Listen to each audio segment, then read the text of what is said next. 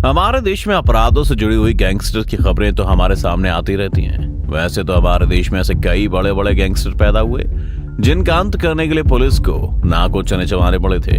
इन सब के बावजूद आज भी क्राइम खत्म होने का नाम नहीं ले रहा है। इसलिए आज हम आपको देश के ऐसे गैंगस्टर्स का नाम बताने जा रहे हैं जिनको पकड़ने के लिए पुलिस को या तो मशक्कत करनी पड़ी है या अभी भी पुलिस को उनकी तलाश है। कौन है ये देश के सबसे बड़े गैंगस्टर और क्या है उनकी पूरी कहानी, सब कुछ इस वीडियो के माध्यम से जानने की कोशिश करेंगे। बस बने रहिए हमारे साथ अंत तक। Lawrence Bishnoi gang. पिछले साल पंजाबी सिंगर सिद्धू मूसेवाला की हत्या के बाद अचानक से देश के सबसे बड़े गैंगस्टर का नाम सुर्खियों में आने लग गया था। अब आप सोच रहे होंगे कि ऐसा कौन सा गैंगस्टर है जो इतना बड़ा और नामी बदमाश है, तो बता दें उस गैंगस्टर का नाम लॉरेंस बिश्नोई है। पंजाब के अबोहर में पैदा हुआ एक गैंगस्टर एक रिटायर्ड पुलिस कांस्टेबल का बेटा है और इस वक्त इस पर 30 से ज्यादा मुकदमे दर्ज हैं। कहा तो ये भी जाता है कि लॉरेंस कई बार पुलिस हिरासत से भाग चुका है। अपने शुरुआती क्राइम में सबसे पहले इसे जोधपुर और भरतपुर की जेल में बंद किया गया था, लेकिन बाद में फिर सिक्योरिटी रीजन और देश के बड़े गैंगस्टरों में शुमार होने की वजह से इसे दिल्ली की तिहाड़ जेल में बंद कर दिया गया। पिछले 7 साल से लॉरेंस जेल में। कहा जाता है कि जेल में रहने के बावजूद वो आसानी से अपना गैंग चला रहा है। अभी उसके गैंग में 500 से ज्यादा अपराधी शामिल हैं। वहीं जेल के बाहर काम उसका दोस्त गोल्डी बराड़ संभालता है। बता दें कि गोल्डी बराड़ पंजाब और पंजाब के बाहर कई कत्ल करवा चुका है। इसीलिए जब पुलिस उसके पीछे पड़ी तो वो भागकर कनाडा चला गया। हालांकि वो लॉरेंस के संपर्क में हमेशा रहा। कहा जाता है कि 2015 में जब लॉरेंस पकड़ा गया और जेल गया, तब से ही जेल के बाहर का सारा काम गोल्डी बराड़ को सौंप दिया गया।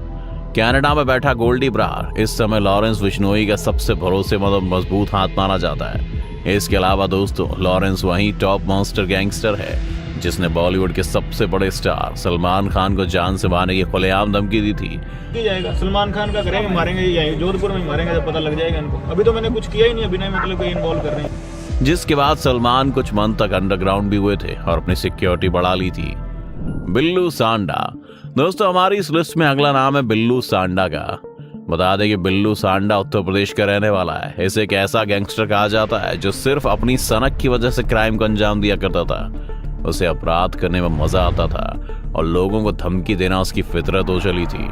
बिल्लू सांडा के ऐसे कई वीडियो सोशल मीडिया पर वायरल हुए जिसे देखकर आप बिल्लू सांडा को एक सन की पागल गैंगस्टर कहेंगे। अपनी इन्हीं उलूल जुलूल हरकतों की वजह से बिल्लू सांडा बड़े बड़े अपराधों को अंजाम दिया करता था। इसका पहला वीडियो जो सोशल मीडिया पर वायरल हुआ था, उसमें बिल्लू ने कहा था कि मेरा बाप बदमाश था, मैं ही बदमाश हूँ। शौक है बचपन से, मेरा बाप बदमाश था, मैं ही बदमाश ही हूँ जी। उस दौरान उससे मीडिया कर्मी सवाल करते हैं कि वो गैंगस्टर कैसे बना, तो उसने जवाब में कहा, मुझे इस देश का सबसे बड़ा बदमाश बनना था बस। बिल्लू सांडा के बारे में कहा जाता है कि वो सिर्फ तारीख बताता है कि उसे जेल से कितनी डेट को भागना है और जेल की ऊंची दीवार इस खतरनाक गैंगस्टर को रोक नहीं पाती और वह फरार भी हो जाता है। ऐसा कारनामा उसने कई बार किया है। बता दें कि सन की गैंगस्टर पर पूरे यूपी में हत्या, लूट, फिरौती जैसे कई संगीन मामले दर्ज हैं, लेकिन फिर भी पब्लिक तो पब्लिक, बल्कि बिल्लू की बातें सुनकर थाने में बैठे पुलिसकर्मी भी ठाके लगाते हैं। आपने बिल्लू सांडा के थाने वाला वायरल वीडियो तो देखा ही होगा जिसमें बिल्लू कहता है, मेरे क्राइम का गॉडफादर संजय दत्त है और मैं खुद खलनायक मूवी वाला असली संजय दत्त हूँ। लेकिन बिल्लू आज भी जिंदा है और जेल की 4 दीवारें के भीतर कैद है। सुक्खा कालवा गैंग। एक समय कुख्यात गैंगस्टर सुक्खा कालवा का खौफ पंजाब, हरियाणा और राजस्थान के साथ ही पश्चिम बंगाल तक फैला हुआ था। साल 2000 से 2015 तक इस गैंगस्टर का नाम 60 से ज्यादा आपराधिक वारदातों में आया। इसमें हत्या, डकैती, गैंगवॉर समेत कई मामले दर्ज थे। कहा जाता है कि सुक्खा का निशाना अचूक था, इसी वजह से उसकी पहचान एक शार्प शूटर के रूप में हुई थी और महज 17 साल की उम्र में उसके ऊपर हत्या का पहला मुकदमा दर्ज हुआ। 20 जनवरी 2015 को विक्की गोंडर गैंग के सदस्यों ने सुक्खा कालवा की पुलिस हिरासत में गोली मारकर हत्या कर दी। उसकी हत्या के बाद उस समय उसके हत्यारे पुलिस के सामने नाचने लगे थे। जब सुक्खा मारा गया तब उसकी उम्र महज 28 साल थी। कहा जाता है कि बॉलीवुड की एक फिल्म शूटर सुक्खा कालवा की जिंदगी पर आधारित थी। सुक्खा का गैंग आज भी एक्टिव है। सोशल मीडिया पर अब भी कई पेज उसके नाम पर हैं। इस गैंग के कई एक्टिव सदस्यों की पंजाब पुलिस को तलाश है। देविंदर बम्बिया गैंग। एक समय था जब देविंदर बम्बिया गैंग का नाम सुनते ही दूसरे गैंगस्टर कांप जाते थे। देविंदर पर सैकड़ों आपराधिक मामले दर्ज थे। लेकिन हर बार क्राइम को अंजाम देने के बाद यह गैंग अलग अलग टुकड़ों में बंटकर भाग जाता था। इस गैंग ने हरियाणा, पंजाब, दिल्ली पुलिस की नाक में दम करके रखा था। फिर एक दिन साल 2016 में बम्बिहा पुलिस एनकाउंटर में मारा गया। फिर भी इस गैंग की शान और शौकत कम नहीं हुई और ये गैंग आज भी एक्टिव है। बता दें कि लॉरेंस बिश्नोई गैंग के गैंगस्टर दावा करते हैं कि सिद्धू मूसेवाला की देवेंद्र बम्बिया गैंग से नजदीकियां थी, इसलिए सिद्धू मूसेवाला ने अपने एक एल्बम का नाम भी बम्बिया रखा था। इधर मूसेवाला की हत्या के बाद से एक बार फिर बम्बिया गैंग भी एक्टिव हो गया है। इस बम्बिया गैंग ने मूसेवाला की हत्या का बदला लेने का औपचारिक ऐलान भी कर दिया है। बदन सिंह बद्दो। पश्चिमी उत्तर प्रदेश का सबसे कुख्यात गैंगस्टर बदन सिंह बद्दो पर यूपी पुलिस ने 2.5 लाख और दिल्ली पुलिस ने 50,000 रुपए का इनाम रखा है। बता दें कि बदन सिंह बद्दो के पिता चरण सिंह 1970 के दशक में जालंधर छोड़ यूपी के मेरठ में रहने आ गए थे। बद्दो के पिता ने परिवार का जीवन यापन के लिए ट्रक ड्राइवर का काम शुरू किया था। फिर धीरे धीरे वो खुद एक ट्रांसपोर्टर बन गए। वहीं 7 भाइयों में सबसे छोटे बदन सिंह बद्दो ने भी ट्रांसपोर्टर के कारोबार में कदम रखा।